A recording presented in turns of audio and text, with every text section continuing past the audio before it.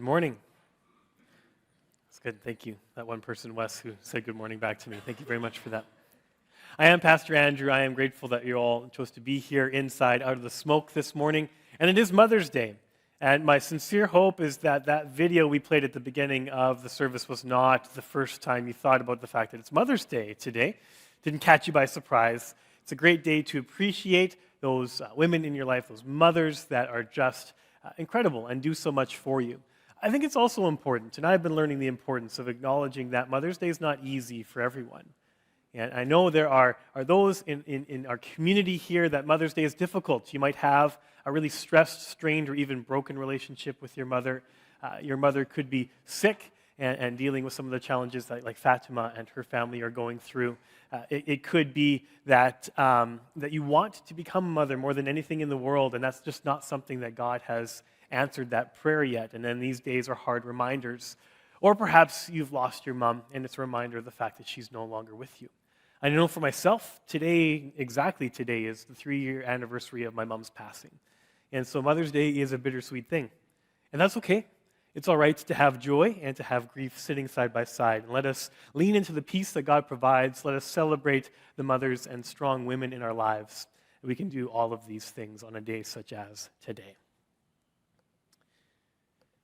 Last week, we gathered here, and things looked a little bit different on Sunday morning. It was our youth service. And so our youth group, I like to use the term that they pulled back the veil on what happens on Friday nights, and they did some of their same activities, and a lot of our students were leading, and they were showing us what goes on in our student ministries here at Stony Brook, and I really appreciated that. I think my favorite was when my wife Karen was put on the hot seat. That felt like a bit of poetic justice for the fact that I had to do it the year before, and she did a really good job answering all of those questions. Sundays like that are great to see our students take the lead and to learn a bit more about what's going on in that ministry. I also appreciate the break every now and then. It's a real treat for me to come to church on a Sunday morning and just to connect with people and to have good conversations and to allow others to lead and to take a break from that sermon prep. But this week we're going to go back to studying the book of Ruth. And this is where we have been largely over the past number of weeks, though we have taken some breaks. And taking breaks when it comes to a story, because we talked about the fact that Ruth is a novella. It's a story. It has complex characters and complicated situations and some things we expect to happen and some plot twists. And it's really good for us to follow along. And so when we take breaks like we have in a few times, we can lose track of the story. This happens when we're reading a book and we forget to pick it up for a while, or when you're streaming a show, and then for whatever reason, it's been a week or two since you've been able to watch the last episode. So I'm always very grateful when the streaming services will have a recap at the beginning of an episode, right? Where they'll go, last week on Winnie the Pooh, and then they'll show you everything that happened in the 100-Acre Wood. And they can jump right back in without missing a beat. So I think it's a good time for us to just take a moment this morning to recap the story so far. But unfortunately for you, unlike a streaming service, you can't have a skip recap button. And you're just going to have to bear with me as we remember what has happened in the life of Ruth. Our story opened actually not with Ruth in the main view, but Naomi, her mother-in-law. Naomi was married to Elimelech, and they had gone to Moab during a time of famine. And they had brought 2 of their sons with them who soon married Moabite women. And so this was a happy family until disaster struck. And then the husband died, Naomi's husband died, and then her 2 sons passed away in what was likely short order. And pretty soon there was 3 women who could not fend for themselves. They didn't have the legal standing necessary to have gainful employment or to own land or to be comfortable or provided for. And so Naomi decided to return to her hometown of Bethlehem. She urged her daughters-in-law to go and find husbands. They were young enough to remarry. That was their path to security. One of her daughters-in-law, Orpah, took this suggestion and went back home to Moab. But Ruth was loyal, steadfastly loyal. And she said, I will go where you go. I will stay where you stay, and your God will be my God. And that loyalty then, in that loyalty, Ruth followed Naomi back to Bethlehem, where Naomi declared herself bitter, for God had done harsh things for her. And as they established themselves in Bethlehem, Naomi sent Ruth out to do the work of gleaning. And gleaning in a field was picking up the scraps along the edges and all the barley or the grain that had fallen after they were harvesting. And then that was established as a type of food bank or a provision for those, exactly like Ruth and Naomi, to make sure they had food. And so Ruth was doing this job of gleaning, and she happened to be on the field of Boaz, who just happened to choose that moment to visit his field from Bethlehem. And Ruth happened to catch his eye, and he asked his servant, "Who is this?" He says, "That is Ruth, and she's been working hard." And then Boaz is intrigued by Ruth, and he is also intrigued not just by the fact that she is a young, beautiful woman who is loyal to her mother-in-law, but he has heard all of what she has done. The fact that she had left her home, the fact that she had proven her loyalty to Naomi even when it cost her everything, that really said something. It spoke to Boaz, and so he decided to reward that loyalty and to generously provide for Ruth and Naomi above and beyond what was necessary. So she had special privileges to glean close to those who were doing the harvest. Boaz granted her safety and security on his fields, and this was a wonderful thing. It gave Ruth more than she needed right until harvest time. But once harvest is over, now what? Everything has been really good. But what's going to happen now when there's no more gleaning? How are Ruth and Naomi going to survive in the long term? So as we pick up our story in Ruth chapter 3, we see that Naomi is still concerned for the long-term future, both for her and for Ruth. The generosity of Boaz has worked wonders during the harvest. There's definite interest in Boaz. Ruth has caught his eye. He is doing something for her that is not required, something above and beyond. But really, what can he continue to do? Because the harvest time is at an end. And this is what we read in chapter 3, verse 1. Naomi, her mother-in-law, said to Ruth, "My daughter, should I not seek rest for you, that it may be well for you?" And so what we see here is a reminder of the heart of Naomi for her daughter. She didn't want Ruth to have to come with her. It was never her desire for her to share in her poverty and her uncertain future. She tried to convince her to go home, and if you remember that conversation in chapter 1, she said to both her daughters-in-law, "I want you to find a husband that can give you rest." And that word for rest was not just to rest from weariness. It really emphasizes safety, security, and comfort. So what Naomi and Ruth and Orpah knew was that to have, as a woman, to have that type of security, you needed a husband. You needed someone to provide for you. You needed that level of protection. And so Naomi has always wanted this for Ruth, and she now sees that it may still be possible to have this safety, this security, this rest of a husband. It's in line with what has always been her wish.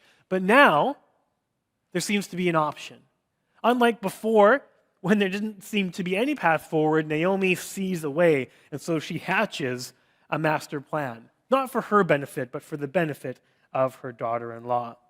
She says in verse 2, "Is not Boaz our relative, with whose young women you were with? And see, he is winnowing barley tonight at the threshing floor. Wash, therefore, and anoint yourself, and put on your cloak, and go down to the threshing floor. But do not make yourself known to the man until he has finished eating and drinking. But when he lies down, observe the place where he lies. Then go and uncover his feet and lie down, and he will tell you what to do." And Ruth replied, "All that you say, I will do." So Naomi now wants to capitalize on this moment. Before harvest is done, before Ruth and Boaz may part ways, she wants to put Ruth in a good opportunity and position to succeed. And this is all possible because Boaz is a close relative, meaning he can play the role of kinsman redeemer. This has been something that Naomi has had in mind for a while, I think, because even in chapter 2, verse 20, when Ruth has first come home with this generosity, Naomi says that this is Boaz who has been kind to her, and the fact that he is one of our family redeemers. So we need to know a bit about this role or this position of kinsman redeemer. And before we do, I'm going to rewind even a bit further to talk about the practice of levirate marriage, which came up at the very beginning of our story. So when the sons of Naomi died, leaving those daughters widowed, then she was saying, I cannot have any more sons that you could eventually marry in the future. And we were like, ew. And saying this is a bit weird and something we're not used to, but there was a command given by God in this very instance that if someone would die in a family, if a brother would die, then the remaining living brother would have the opportunity, even the obligation, to marry his widow to provide that rest, that safety and security. And so it's a practice that may seem very odd and off-putting to us, but it's designed for the well-being of those widows. And a kinsman redeemer was a practice related to this. So if there was not a brother that was able to marry this widow, then perhaps the next closest relative would have the opportunity to marry the widow. But kinsman redeemer was also a bit more wide or broad than just marrying someone. This would redeem the entire household left behind by the deceased. So any land, any homes, any business opportunities, all of that would be redeemed by a kinsman redeemer. In the case of Ruth, she has nothing to give. There is no land, there is no home, there is no opportunity. All that can be redeemed is her. All that can be redeemed is her. And Boaz is a close enough relative to play the role of kinsman redeemer for Ruth. He can redeem her. He can marry her if need be. So Naomi's master plan was nothing short of convincing Boaz to agree to marry Ruth. And she also knew that as time was growing short, as the harvest was wrapping up, there would also be an opportunity at the end of harvest where they would have this party on the threshing floor. So a threshing floor is also something that might be helpful for us to visualize. I have a picture here. I didn't do the computer animation, but I probably could have. It's not the best picture. But what a threshing floor was actually an outdoor area. It was a flat space, often up on a hilltop, highly elevated, and they would bring the grain there, and then they would have an oxen or a horse pull a sledge, and then it would break down the grain, and then somebody would follow with a winnowing fork, and they would pick up that broken down grain and throw it into the air. And when it was up on the air, then all the chaff and debris that were light would blow away in the wind, and the denser grain would fall to the ground and then be gathered in heaps in the middle of the floor. And now you're thinking, thank goodness for combines, because this was hard work. And so they would all get together, Boaz and his servants and his household, and they would bring the grain, and they would work hard. And once the job was done, they would celebrate, have a bit of a feast, and they would eat and drink and be merry. And then they would lie down at the threshing floor to guard the grain until it could be safely stored. And so all of this provided the perfect opportunity. Boaz would be there joining the work, and he would also join the party after a job well done. And after that, he would need to lie down to guard the grain. So Naomi has this plan, and she sees the opportunity. She has the motive. Now she needs to make sure that Ruth is ready to go. So she needs to make an impression on Boaz. He's already intrigued. We know that she has caught his eye, but she needs to take that a step further. So she really is told by her mother-in-law, get ready to go out on a date. Wash up. Be clean. Anoint yourself. That means put on perfume. Put on your cloak, on your best clothes. I don't know if she had anything that would be considered really best clothes, but Ruth is going there to put her best foot forward. She is going on a date of sorts, except she's not supposed to tell Boaz that she's there. She's supposed to sneak up, which puts a whole new meaning on blind date when you think about it, right? Not even supposed to know that you're there. And then Naomi tells her to go and lie down with Boaz and uncover his feet, which is weird, right? I mean, this is not a practice I think many of us would be used to. What's really intriguing to me, at least in doing my study, is we don't see this practice or tradition or whatever it is come up in any other biblical story or even extra biblical. So we don't really know where this comes from. Is this just an idea of Naomi's? Is it something that was fairly common that we just don't hear about very often? There's also a bit of debate out there, and you should know. There is a strong camp of people that believe uncovering the feet of Boaz is a bit of a euphemism for some other things that may or may not be uncovered if you're trying to convince someone to marry you. So we don't know exactly what goes on in the threshing floor. But I will tell you this. I think reading it plainly is our best reading for a few different reasons. One, because feet is not only uncovered, but it's also the location where Ruth lies. So I believe she's at the feet of Boaz. And secondly, we need to read this story in light with the character that Ruth and Boaz have displayed to us all through the story so far. They have been people of impeccable character, both fully trusting in Yahweh and worshiping Him at every turn. And so this is not something I think that would be provocative. It's not something that would be overly sexual. But we should not lose sight of the fact that Ruth is going incognito, all dressed up in the middle of the night to entice Boaz to marry her. That much we know is true. Not immorally, but in marriage as kinsman redeemer. So this is the plan. And ever the dutiful daughter, Ruth goes and she follows Naomi's instructions to a T. She goes down to the threshing floor, pulls her cloak on, she waits by the edge, and she sees that there's a party going on, and Boaz is eating and drinking, and she waits to see what will happen. When the celebration of the harvest is done, Boaz eats and drinks until his heart is merry. That's what it tells us in verse 7. And again, knowing what we know about Boaz, I don't think this means he's drunk, but he's definitely satisfied. And I think if you can conjure up in your mind a time in your life in which you worked incredibly hard throughout the day, or you had a really stressful situation, and you were just tired and hungry, it was a late supper, and you ate your fill, and that feeling right afterwards where you just go, that's exactly how Boaz would have felt.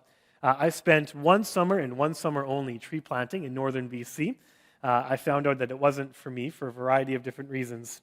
But it was very hard work. And there was one day in particular in which we needed to finish the job. So we were contracted to do a job, and we were on that job for a number of weeks. And we worked extra hard, 13 to 14 hours that day to finish the job completely. And then we drove, after that 13-hour day of hard work, we drove 45 minutes into Mackenzie, BC, and got into the subway 5 minutes before closing time.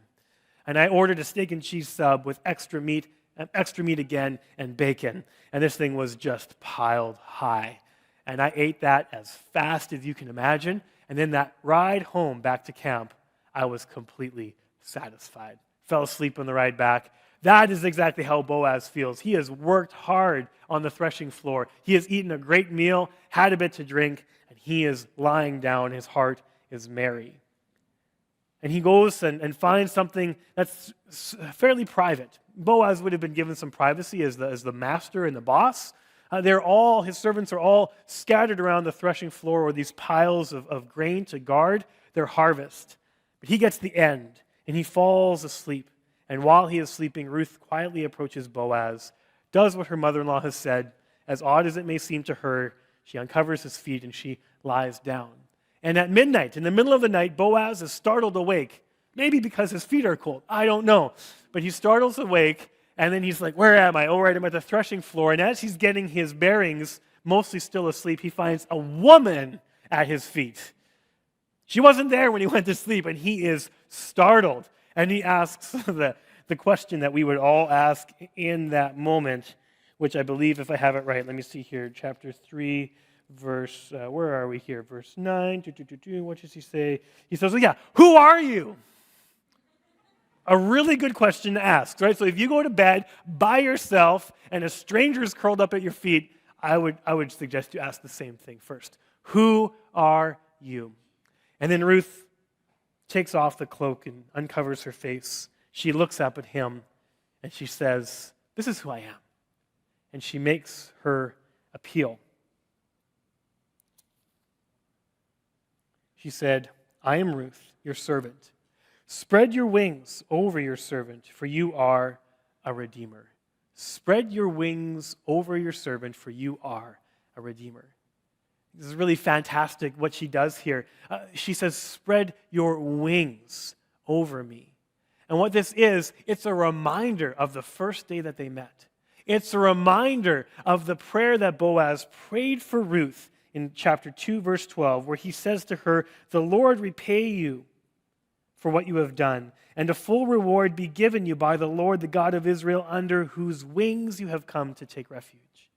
And so Ruth is saying, remember that prayer. Remember that how so far you have chosen to be part of the answer to that prayer. I ask you once more, will you be the answer to this prayer? Will you take me under the cover of your wings? I have trusted in the Lord, and now will you be the answer of this prayer to the Lord? The Hebrew word here for wings can also have a second meaning. It can literally mean the corner of your garment. And this is to cover someone in with your wings would be, again, to give refuge and security, and to cover with the corner of your garment would be a similar gesture of protection and care. But in fact, it goes a bit further than this. It goes a bit further, and we see in Ezekiel that this gesture of covering the corner of the garment is actually related to marriage. And this is what we read in Ezekiel chapter 16. These are the words of the Lord to his people, to his chosen people. And he says this, "When I passed by you again and saw you, behold, you are at the age for love, and I spread the corner of my garment over you." That's the same word, the same phrase that Ruth asks for. "I spread the corner of my garment over you and covered your nakedness. I made my vow to you and entered into a covenant with you, declares the Lord." What? "And you became mine." So what is Ruth asking for? She says, protect me, care for me, make me yours. This is her declaration of asking for marriage in no uncertain terms. The passage in Ezekiel that we just read together, I think also is an important hallmark for us. Because what we learn here is not just about a cultural practice. We're not trying to parse the Hebrew for fun because I'm a nerd, though both those things are true. What we're doing is we're seeing this direct connection, and we're reading through the story of Ruth and Boaz, and what we're doing here is we're invited to recognize that this relationship between Ruth and Boaz is a prototype of the love between God and his people. And this passage in Ezekiel is our bridge from one idea to the next. And what Ruth is asking is she's saying, I can't do this on my own. I can't make it on my own. I am in my own strength insufficient. I need your help, God. I need your love. I need your commitment to me. I need your rest and your security. She's asking that of Boaz in the same way. That's what we are asking of God, what God wants to do for his people. And just like Ruth, when the chosen people of Israel were naked, ashamed, guilty, and in trouble, they needed the rest that only a Redeemer could provide. And while we don't often think of our relationship with God in terms of romance, this truth remains the same for us today, that God provides rest for his people that he loves. It was the rest that Ruth needed from Boaz. It was the rest and the security that God wanted to prophetically tell his people he was offering them in Ezekiel, and it's the rest that we need here today. He provides rest for the people that he loves. And I would invite us to remember that even though we don't think, again, in romantic terms often, that the Bible is very clear that the church is the bride of Christ. And we can read the words of Paul in Ephesians 5 and think of them in light of Ruth and Boaz being this prototype. In Ephesians 5, Paul tells husbands, love your wives as Christ loved the church. And then he spends the rest of his time not talking to husbands, but about Jesus. And he gave himself up for her, that he might sanctify her, having cleansed her by the washing of water with the word, so that he might present the church to himself in splendor, without spot or wrinkle or any such thing, that she might be holy and without blemish. The church is the bride, and Jesus is the bridegroom. And in his role as bridegroom, he offers the safety, security, and rest that we need, described in Ephesians as being sanctified, being cleansed, and being made holy. But our response is particular, it's specific. If we are to live in this truth, if we are to grab hold of this promise, if we want God to spread out his wings and the corner of his garment and keep us safe and cozy and warm, then we need to find ourselves in the position of Ruth, at his feet, in humility, in submission, in recognition that she is at the end of herself, that she has nothing in and of herself that will bring her where she needs to go, that can provide what she needs. Have you come to that moment of submission in your life, putting yourself at the feet of Jesus? Have you recognized your need to have Jesus give you the refuge, the forgiveness, the life that only he can provide? That's a critical question, and it comes right from our story. And when we think about the humility that was needed for Ruth, I mean, she's now completely vulnerable. She has put herself out there.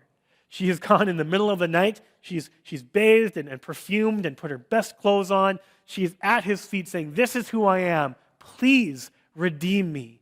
Will you marry me?" How would Boaz respond? I think you can imagine how terrifying that moment must have been for Ruth. And Boaz quickly puts her fears to rest. He said, "May you be blessed by the Lord, my daughter. You have made this last kindness greater than the first, in that you have not gone after young men, whether poor or rich. And now, my daughter, do not fear. Do not fear. I will do all that you ask. For all my fellow townsmen know that you are a worthy woman. And it is true that I am a redeemer, yet there is a redeemer nearer than I. So remain here tonight, and in the morning, if he will redeem you, good, let him do it. But if he is not willing to redeem you, then, as the Lord lives, I will redeem you. Lie down until morning." So in that moment of vulnerability and submission, Boaz puts again those fears to rest. He is grateful that Ruth did not pursue a younger husband. Boaz is much, much older than he is. He'd likely be worried about this, especially as he was maybe gaining interest as Ruth during the harvest time. He tells her to fear not and says, "I will do everything that you ask of me." He's been brought to a place where he is fully convinced and committed to be the answer to God's prayer, his prayer to God to provide for Ruth. But there is one problem, one wrinkle in the story. In Bethlehem, in that community, there is one relative who is closer to the family than Boaz. And by the law and by the tradition, he has the first opportunity to redeem. So Boaz, who is an honorable man, says, "I will do what you ask, yet I must ask this other person first. If he will redeem you, then you're cared for. But if not, then as the Lord lives, I will redeem you." He has made a solemn and unbreakable promise. What I love, embedded right in the middle of his response, is his reason. So why did Boaz respond so quickly? Again, he has just been startled out of sleep. He's only just learned who's at his feet. And he knows now all the complexities that come with marrying someone like Ruth, namely the mother-in-law that comes with her. Why was he so quick to say yes? And he gives us his motive in verse 11, where he says, "All the townsmen, all the people in town know that you are a worthy woman." When Naomi and Ruth came from Moab and back to Naomi's hometown, they were the talk of the town. Bethlehem was abuzz. Everyone was asking, "Who is this? Is it Naomi? And who is with her?" And when Boaz was introduced to Ruth, we know that he was already aware of everything that she had done. She had a reputation, and that reputation was phenomenal. Because when they learned about Ruth, they learned about her loyalty. They learned about the fact that she would stick with Naomi through thick and thin. They learned about the depth of her love. They learned about her newfound faith and trust in Yahweh, even though she was a foreign Moabite woman. She did not have much to offer, except for everything that actually mattered in character and in value. In one very self-serving way, Boaz knew that marrying Ruth would not hurt his reputation. He was, again, well-known, well-liked. He had a reputation to uphold, and he knew that everyone would say marrying Ruth was okay because they knew the quality of person that she was. But more importantly, as a worthy man, Boaz knew that he had found someone who displayed similar characteristics and priorities. Boaz was described to us in Ruth 2:1 as being a worthy man, as being strong and mighty in wealth. And here now he describes Ruth as worthy in chapter 3, verse 11. It's a different word, but it's very similar. And the word in Ruth 3 that Boaz uses is hayil, which means power, strength, wealth, and bravery. That's what he says to Ruth. Now, wait a minute. There's a deep irony here. Nothing we've read about so far, what power does Ruth have? Shaking at the feet of Boaz, completely vulnerable. What wealth does she have? Having to go to the food bank for the past 3 months just to make ends meet. What authority does she have? What strength does she have not being able to provide for herself? Why does Boaz describe her in that way? Because it's true. Ruth is powerful, strong, wealthy in character. in all the ways that truly matter. And here's a fun connection. I was really hoping in my study that the worthiness of Boaz in Ruth 2:1 and the worthiness of Ruth in chapter 3 would be the same word, and it wasn't, so I wasn't going to say anything that wasn't true. But this word, hayil, this worthiness that Boaz says Ruth has, is part of another important passage in Scripture, Proverbs 31. Anyone who's grown up in church, any young women who've grown up in church have maybe heard this encouragement. Grow to be a Proverbs 31 woman. Has anyone ever heard that before? Right? Or then you've heard, if you're a young man growing up in church, find a Proverbs 31 woman. Well, what does Proverbs 31 say? Let's read it, starting in verse 10. An excellent wife who can find? She is far more precious than jewels. The heart of her husband trusts in her, and he will have no lack of gain. She does him good and not harm all the days of her life. And that word for excellent is the exact same root word that Boaz describes Ruth. You are excellent. You are worthy. You are strong and brave and courageous. You are wealthy in character. All of these words are true. It's true of Ruth. It's true of what is given here as a prime example of what a godly woman ought to be in Proverbs 31. And so, yes, today we are looking at a story that's a romance. And so I was really grappling with, what difference does it make for us today? How is this story of romance between Boaz and Ruth thousands of years ago, what difference does it make for us? And I think there's a pretty direct application. And if you're somebody that's still looking to marry, if you're a younger person, older person, doesn't matter, if you're single and it would still be a desire of your heart to find someone to marry, then you need to heed the wisdom of Boaz and Proverbs and recognize that character is true beauty. That's where true power, strength, and wealth comes from. And who somebody is. And what they do when the going gets tough. That makes a difference.